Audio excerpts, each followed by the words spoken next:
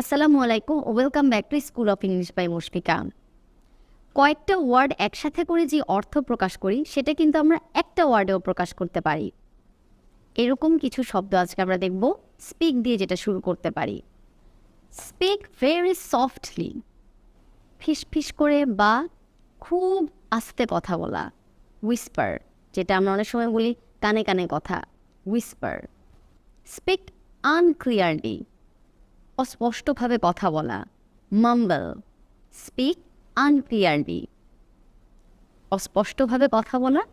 মাম্বল, অনেক সময় বাংলা আমরা বলি আমতামতা করে কথা বলছে, তার মানে কথাগুলো অস্পষ্ট। স্পিক উইথ ডিফিকাল্টি, খুব কষ্ট করে করে কথা বলা, কথা বলতে কষ্ট হচ্ছে, জড়তা, something like that.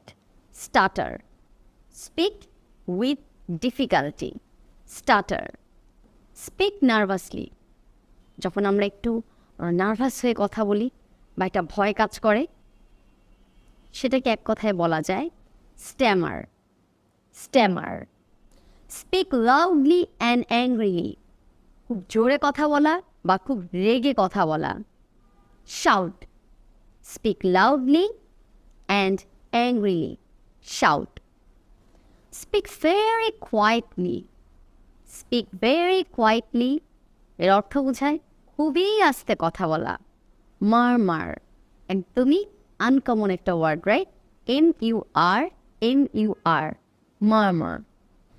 Speak to God, pray. Speak to God, এটা আসলে বোঝায় প্রার্থনা করা, কারণ আমরা যখন প্রার্থনা করি যে যার ধর্ম অনুযায়ী, তো এটাতে বোঝাচ্ছে আমরা আমাদের সৃষ্টিকর্তার সাথে কথা বলছি, এই জন্য স্পিক টু গড দিয়ে বোঝাচ্ছে প্রে। স্পিক ফিয়ার্সলি, খুব হিংস্রভাবে কথা বলা, অর স্পিক টু লাউডলি। রোর, আমরা বলি সাধারণত গর্জন করা অর্থে, কেউ যদি কথাও বলে খুব ফিয়ার্সলি, সেটাকেও বলা হয় roar. Speak in a rhythmic singing manner, একসাথে সবাই যখন একটা টিউন করে গানের সুরে বলে, সেটা হলো chant. Chant. Speak in a rhythmic singing manner.